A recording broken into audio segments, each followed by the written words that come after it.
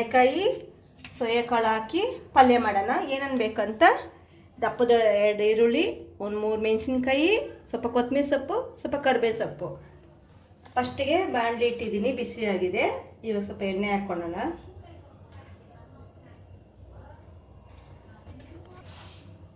ಒಂದು ಸ್ಪೂನು ಸಾಸಿವೆ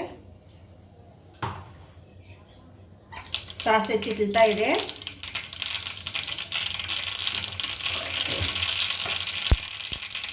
ಅದಕ್ಕೆ ಸ್ವಲ್ಪ ಜೀರಿಗೆ ಸೊಪ್ಪು ಹಾಕ್ಕೊತಾ ಇದ್ದೀನಿ, ಮತ್ತು ಸ್ವಲ್ಪ ಕರಿಬೇವು ಸೊಪ್ಪು, 3 4 ಮೆಣಸಿನ್ಕಾಯಿ,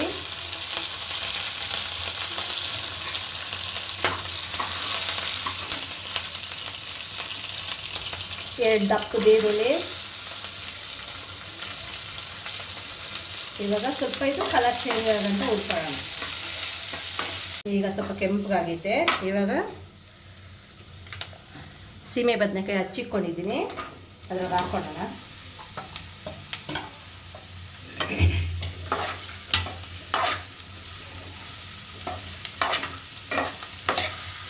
ಇದು ಸ್ವಲ್ಪ ಚೆನ್ನಾಗಿ ಬೇಯಲಿ. ಅದು ಸ್ವಲ್ಪ ಉಪ್ಪು ಹಾಕೋಣ. ಸ್ವಲ್ಪ ಉಪ್ಪು ಹಾಕೊತೀನಿ. ನಾನು ಕಾಳಿಗೆ ಉಪ್ಪು ಹಾಕಿ ಬೇಯಿಸ್ಕೊಂಡಿದ್ದೀನಿ ಅದನ್ನು, ಹಂಗಾಗಿ ಇದು ಬೇಗ ಬೇಯುತ್ತೆ ಅನ್ನೋದಕ್ಕೋಸ್ಕರ ಇದನ್ನು ಹಂಗೆ ಫ್ರೈ ಮಾಡ್ಕೊತಾ ಇದ್ದೀನಿ. ಈಗ ಇದು ಸ್ವಲ್ಪ ಚೆನ್ನಾಗಿ ಫ್ರೈ ಮಾಡ್ಕೊಂಡಿದ್ದೀನಿ. ಇವಾಗ ಸೋಯಾಕಾಳು ಬೇಯಿಸ್ಕೊಂಡಿದ್ದೀನಲ್ಲ, ಅದನ್ನು ಹಾಕಿ ಮಿಕ್ಸ್ ಮಾಡ್ಕೊಳ್ಳೋಣ.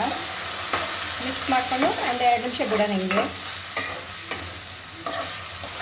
ಇವಾಗ ಇದು ಸ್ವಲ್ಪ ಧನಿಯಾ ಪುಡಿ ಸ್ವಲ್ಪ ಲೈಟಾಗಿ ಹಾಕ್ಕೊಳ್ಳೋಣ. ಒಂದು ಅರ್ಧ ಸ್ಪೂನ್ ಅಷ್ಟು ಹಾಕೋದು, ಟೇಸ್ಟ್ ಚೆನ್ನಾಗಿರ್ತದೆ.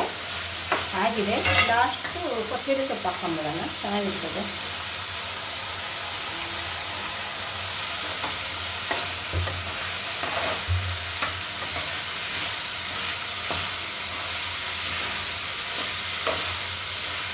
ಈಗ ರೆಡಿ ಇದೆ. ಇದನ್ನು ಚಪಾತಿ ಮಾಡ್ಕೊಂಡಿದ್ದೀವಿ, ಅದ್ರ ಜೊತೆಗೆ ಸರ್ವ್ ಮಾಡಿಕೊಂಡು ತುಂಬ ಚೆನ್ನಾಗಿರ್ತದೆ. ನೀವು ಮನೆಗೆ ಒಂದ್ಸತಿ ಟ್ರೈ ಮಾಡಿ, ಹೇಗಿದೆ ಅಂತ ಕಮೆಂಟ್ ಮಾಡಿ.